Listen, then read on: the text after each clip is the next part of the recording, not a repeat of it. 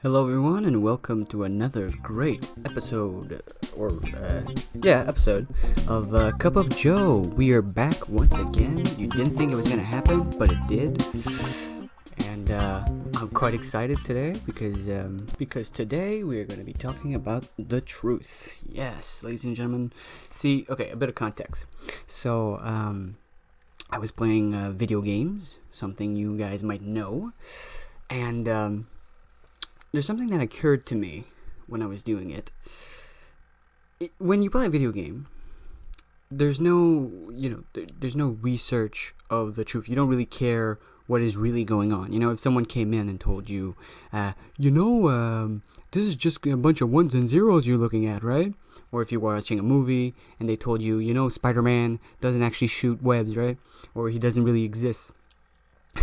You wouldn't really care. You'd probably tell him to screw off. And so I found that funny that in certain contexts, we don't really care about the truth at all. And that made me wonder, well, one, do we actually care about what is true most of the time? And two, does it even matter at the end of the day if we know what's true or not? And so I kind of want to explore that today. First off, we got to get something straight, though. Truth is not relative, okay? If you're a relativist, you're probably not going to like my opinion, but I got a pretty easy argument to put relativists aside. If you don't know what a relativist is, it's someone who says, all truth is relative, relative to the opinion. So let's say you say the earth is flat, I say the earth is round. Well, the truth is relative to whoever says it, right? I completely think that is false. I think there's a truth in there. I think some things are relevant, like what you think is true is relative. What your perception of the truth is relative, and morality and stuff like that could be taken as relative. But the truth itself, no. There's two arguments to this that is pretty easy to get through. So I'm just gonna spitball them right now. The first one is, if everything was relative, that would also include the statement that everything is relative. Therefore, everything would be relative to whoever says it. So sometimes it's not relative and sometimes it's relative, which, if you take a moment to think about it, it means there's a contradiction right there. And that contradiction proves that it doesn't work. I mean, there's books and books going through relativism, but I think that's probably the strongest argument for, like, in simple terms, I think it's the strongest argument. It's very hard to go around this. You can always show how truth is relative in a certain context, but I think if you get down to brass tacks, as they say, it's kind of hard to fight that. So that's the first one, and the second one is, if you think truth is relative to us, that implies that we are like the creators of the truth, right? So basically we're like gods in a sense, right? Oh, so Gary thinks the earth is flat. Well, the earth is flat. Yeah, Gary all powerful. And you think it's round, then it's round. So we're bending space and time, and before us there was just no truth, which again sounds pretty absurd if you think about it. I mean, again, if truth was relative, I suppose if you believe that statement, then you're right, I guess. But let's be honest here. With a little moment of thinking, we can see the problem in that. But anyway, I think you get the point. So, truth is not relative. So I'm actually talking about an actual truth.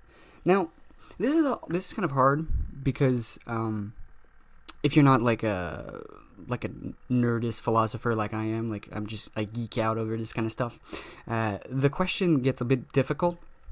Because you gotta ask yourself, well, what is the truth in a sense? Because let's say I say 2 + 2 = 4, that's true, but it's not necessarily the truth. So that sounds a bit weird, but I'm gonna be doing a lot of word games today. If this doesn't interest you, I do what I do, eh? Anyway, so the truth that I'm talking about is the truth that, let's say we didn't exist, right?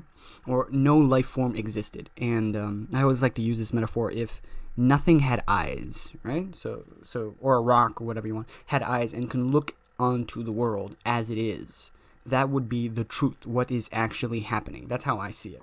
And so the question is, first of all, can we access it? And does it matter that we access it? Because that's the thing. In philosophy, the search of the truth is very, very important. Like, they really search it. But the fact that we, A, have never really found the truth in Noman's terms, and B, that the truth doesn't seem to be very important in our daily lives. Like, politics, there's a bunch of lies in that one. In culture, as I talked about before, in movies, you don't really care about the truth. In religion, it's more about the faith in perhaps truth, but it's not really about the truth itself. Like, it doesn't matter if there's a God or not. It's all about, do you believe that there's a God or not? Now, it's sort of like, there's this good expression, if there's story to make you understand this. Imagine there's a box and there could be a frog in it, and now you believe there's a frog in it, but there's no argument. Like, you could say, maybe there is, maybe there isn't, but the fact that you believe there's a frog in it, you're going to treat the box differently than if I thought there's not a frog in it. The point being that the truth of whether or not there's a frog in it really doesn't matter in terms of how you're going to act. And so in religion, truth is only as important as the faith that is behind it. In economics, who gives a fuck about the truth? I mean, you want to have real numbers, but again, money is a human creation, so it's only the truth of numbers. Like I said, it's not it's a truth, sort of like I said, like a 2 + 2 = 4, but a little less stable, of course, but not the truth, the one I was talking about. So for economics, it doesn't matter. Most of human society, it doesn't matter. And of course, it kind of makes sense because we don't have access to it. We have access to a filtered version of it. So you might say, what do you mean? Well, let's think about this. First of all, as humans, we don't see all the colors. I mean, we don't see all things. Like, I think that's pretty obvious. There's, as we know, there's sounds, there's, how's it called? X-rays, and the stuff from the microwaves, duh, and all that you don't see and that you don't know exists. There's a bunch of stuff that is on your face, like bugs, bacteria, stuff like that. That's just you're not aware of. I mean, the whole idea of, for example, time. I always love bringing this up. Like, time probably doesn't exist. Like, it exists for us, but for the universe probably doesn't exist, because if you think about time, how it works, it's quite odd. Like, let me ask you something. How do you measure time without a clock? Or with, let's say you can't see anything. Let's say you're completely blind. You have no senses. How do you know time is passing?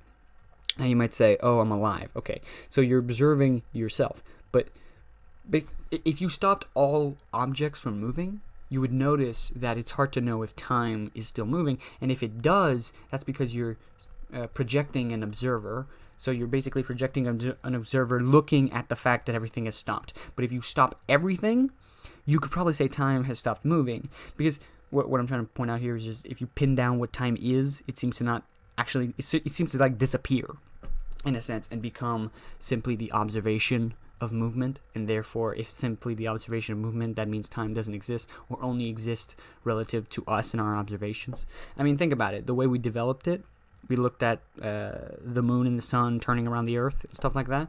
So if you think about in that way, yeah, I mean, we developed time through observation of the movement, and then months, weeks, years, all by observation.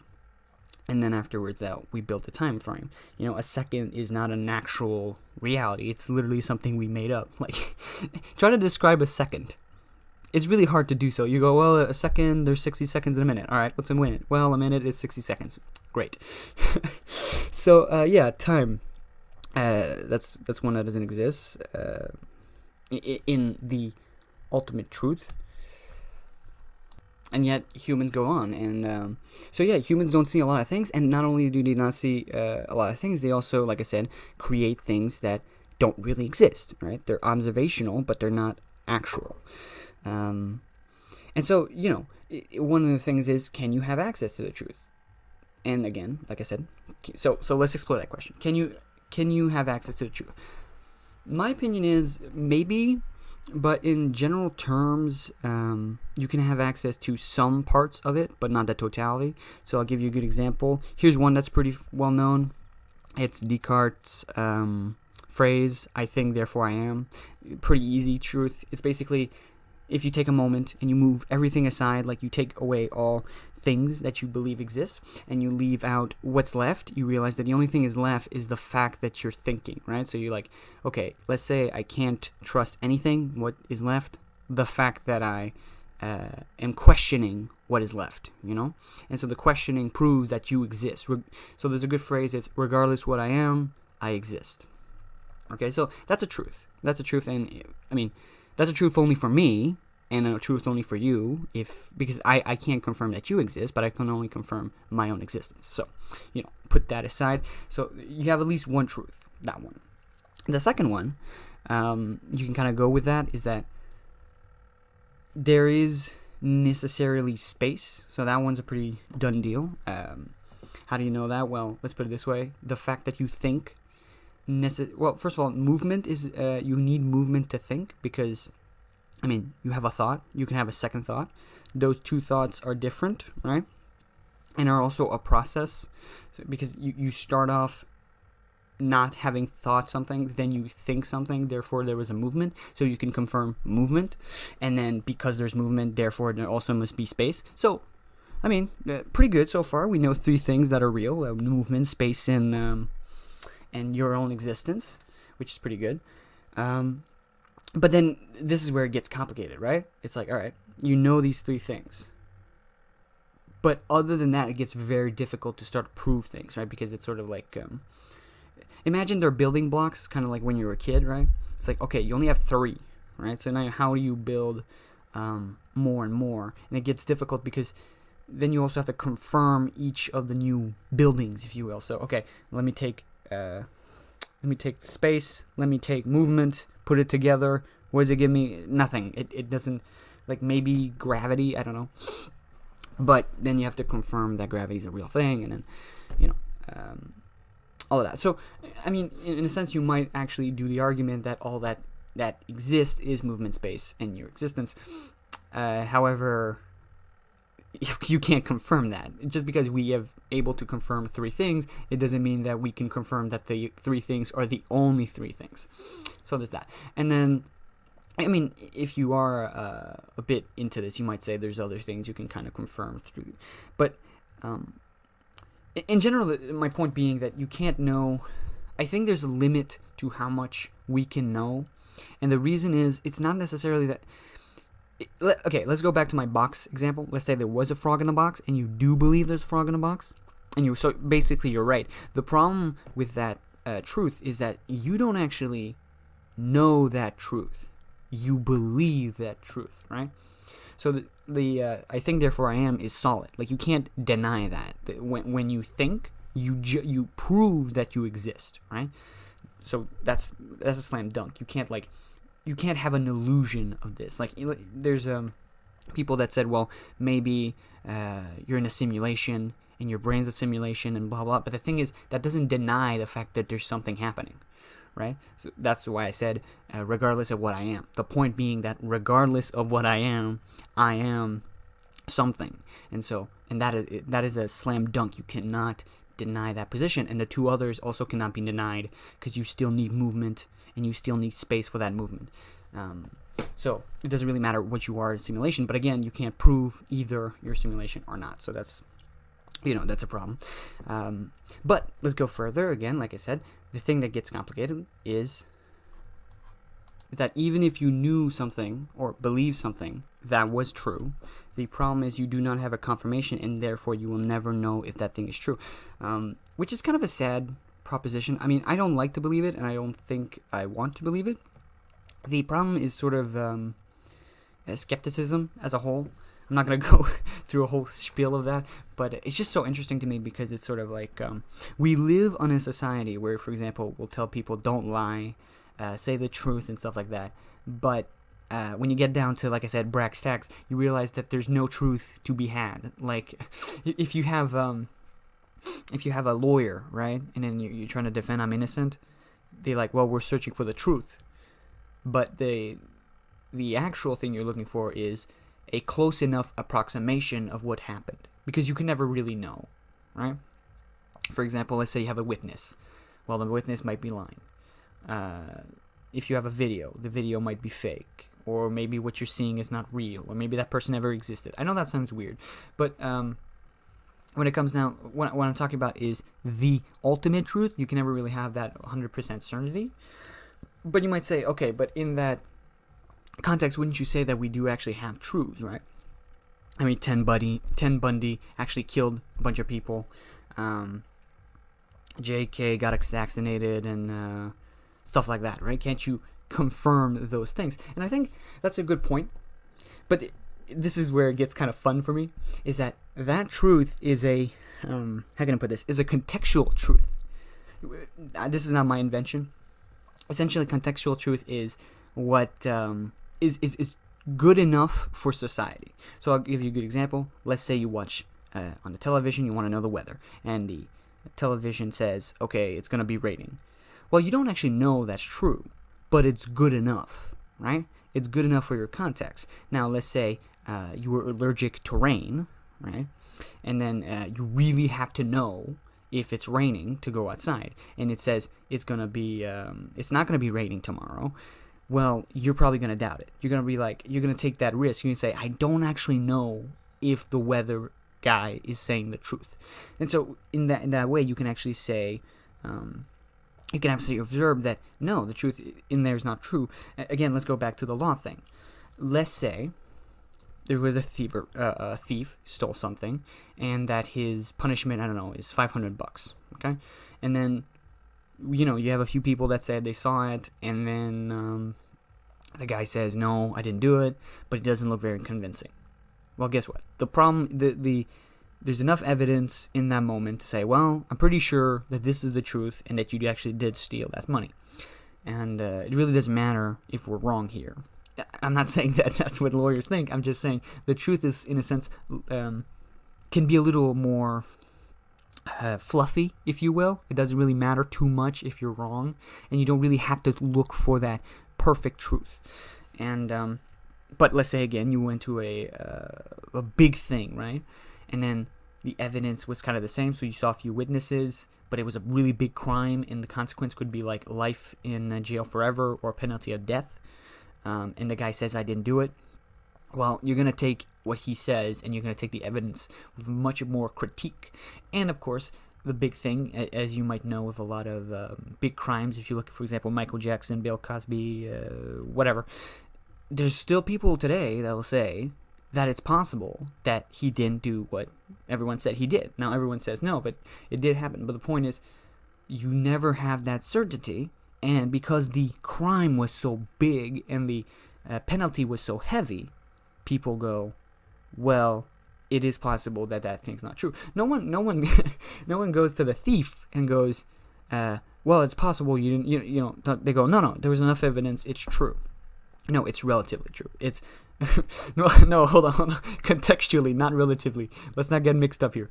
It's contextually true. And so, in law, that's kind of our max. We just try to get closer to a certitude of what happened. But again, there's also a contextual. I say contextual for that reason, but also there's another reason, which is there was a murder, yes or no? Well, people don't question on that position, right? When you're in law, you assume the crime happened, right? So, unless the debate is, was there a murder or not? So, if a guy disappears, is there a murder or not? That would be the debate. But my point being that some things are assumed, right? So you assume that the person that is guilty is a person. You don't assume he's an alien. You don't assume that, pick your thing, anything really. He was a monster. He doesn't exist. That your reality is a lie. The judge doesn't say, well, since we're all in a simulation, you're free to go. No, no, that doesn't happen. We assume things, right? There's a faith in life. When you wake up in the morning, you assume that you're a human being, that you need food, that your family exists, and all that. Now, you don't have that certainty, right? You don't have that guttural truth I was talking about, but you have that relative truth. And I think that's my point. My point is, we never have that certainty. But we live in society with this beautiful contextual truth where it's good enough, right? And you say, well, if we have that, what's the problem, right? Because this is my question too now. Does it matter if we don't know the truth, right? It seems to be no. As I talked about, there's contextual truth. So what does it matter, right? Well, it matters for a few reasons. Number one, let's look at art and look at law, right? So we know, in a sense, that art is a less important truth, in a sense, than law. Or at least we think we know, right? But let's say, in a hypothetical scenario, and I'm just spitballing here on the top of my head, let's say there was you go to the cinema, and there's a screen, but you don't know that it's not actually a screen. It's actually like a theater play, if you will, but they pretend that it's a screen. And the movie is actually an actual guy murdering someone in front of your face. Okay? So that happens. Now you live your life, and this guy basically, this guy's a twisted killer. So what he does is every time someone goes to the movies, he does the same movie with another person, and he murders them in front, he does the whole show, murders them, and you never know. Now you might say, you could figure out, but for this hypothetical scenario, let's say that it's very hard to know the difference between the screen because he does it in such a way where it looks really well. Maybe it's like, this is like a 4D movie. Okay, so you watch this, and you don't know that there's an actual murder going on, right? But you'll live the rest of your life having not believed that there's anything wrong. You basically went to the movie. Or another good example, this comes from a game I thought about that it pops into my mind. There's a game called Left 4 Dead. No, what was it called? Hold on. The Walking Dead. Yeah, The Walking Dead, the story. So anyway, there's the moment in that game where the main character goes to a farm, and a woman serves them a meal, but they don't know that the meal is somebody's leg. I know that sounds a little weird, but follow me if you will. So anyway, they eat the meal and everything is fine. Now, once the main character realizes what's happening and tells everyone else switches, right? You can really see in their faces, they go, oh, this is different reality, I can't eat this, right? There's a disgust, there's a reaction, now we're in fight mode. But what happened between the first moment, or like in the cinema, when you're watching the cinema and everything's happening, and the second moment where you realize, oh shit, something is happening? Essentially, this is the problem with not having certainty, is that you live your life with the total possibility that something completely switches on us and basically destroys us.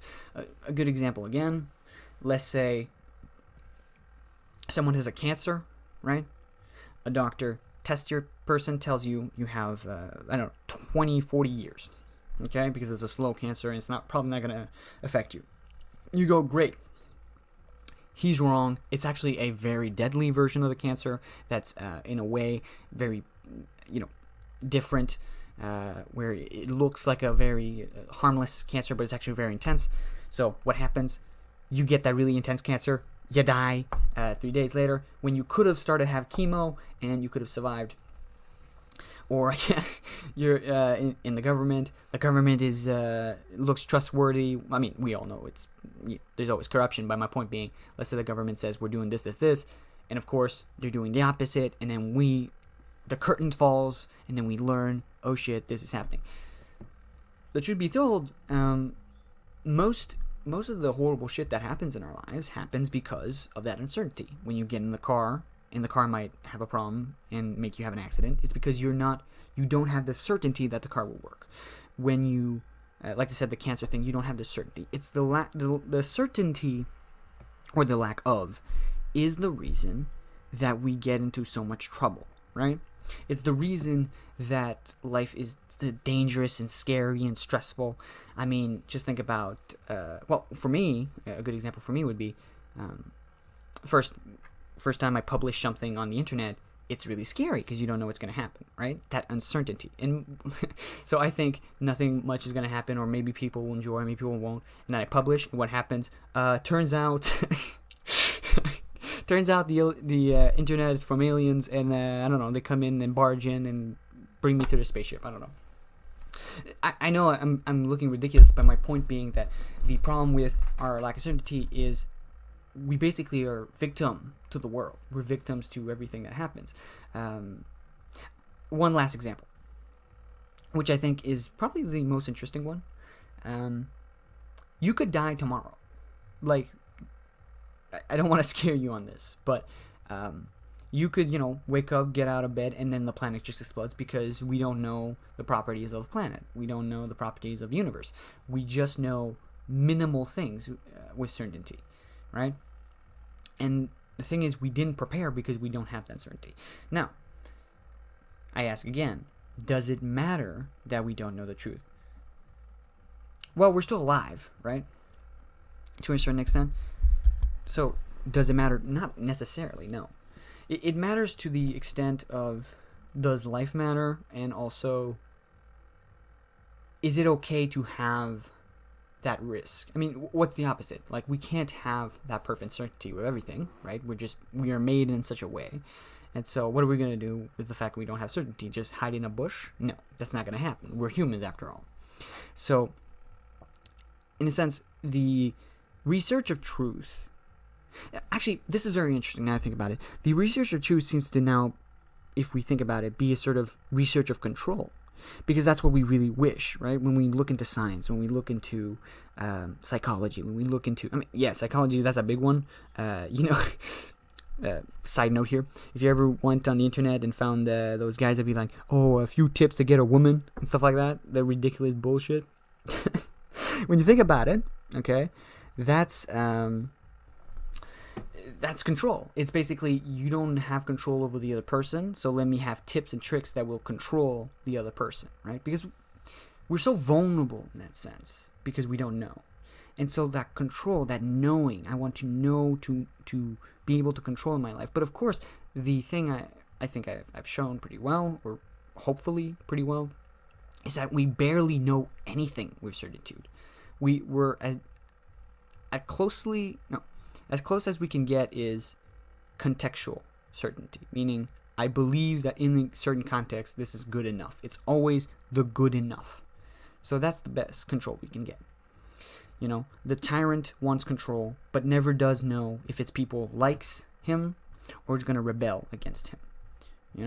You don't know if your girlfriend, if you have one, is cheating or not. You don't know if your kid has a disease. You don't know, but it's good enough. It's good enough to live through. It's good enough to sleep at night. It's good enough because we don't have a choice. And hell, in an evolutionary standpoint, if it wasn't good enough, you wouldn't be alive here, right? Let's say that stressed you so much that you couldn't live because you didn't have that control. Well, guess what? You wouldn't survive, and then people that could survive would survive. Evolution, that's an evolution concept. Point being that we have to live in that uncertainty, and that control is, again, it's like an illusion. We live in this illusion of control. But, the thing is, that's the thing. It's sort of like, it's like the Spider-Man movie. It's like the video game you play. The thing that's interesting about it is it's the illusion of whatever you want, right? And you don't care that it's not 100%. If I asked you about the Spider-Man movie, like I said in the beginning, if I ask you about the video game, or, again, if I ask you, do you think your kid has a terminal illness that you don't know? To an extent, you want to care, but you can't live your rest of your life with this, so you go, I don't care. I'm going to assume he's fine, right? You hear a sound in your car, you're going to assume it's fine because you do not want to live through that. But that's the thing that's interesting. It's not actual control. You just want the illusion of control. And by the way, this is not a criticism, and I'm not separating myself from this. I'm 100% a part of this. I just find it so fascinating. It's just we live thinking that we know what's happening, but with a little introspection, not only it's basically not only do we not know what's happening, but we know that we don't know what's happening, and we prefer it that way, right? It's like we all drank the Kool-Aid. We all accepted the illusion of life. And now we live on in that way. And we hope that scientists, we hope that philosophers, psychologists, and all that will figure out the truth for us. And if it's important, to let us know. If it's not, we do not care. And I think that's why art is so prominent. I think it's really the fact that we want to live in that illusion. I mean, life as a whole, even when we're not certain, is still hard. Emotion itself, you can't really get around it. I mean, you might say, "Oh, pain isn't real," but get punched in the face, you may be questioning that one a bit. So it's you live in the illusion as much as you can because it's better that way. You can get through life that way. It's kind of like the faith thing. It doesn't matter if God doesn't exist or does exist, as long as you have faith and it helps you. Right? If you're not comfortable with it, don't believe in it. Right? If it bothers you, its existence or its potential existence, or maybe the fact that you don't believe it exists, fine. But it really doesn't matter at the end of the day. It only matters to the extent of maybe when you died, right? But again, since there's really no certainty, I mean, you can believe the book or not. It really changes nothing. And let's go for a moment. Let's say, all right, you had to believe for God to let you in. Well, then you probably question the morals of God, and again, then you can always question what heaven is, what hell is, And again, you're gonna think. Let's go even further. Let's say the book was real, right? It doesn't mean our interpretation is. Doesn't mean that we have the certitude that we know what the book is saying.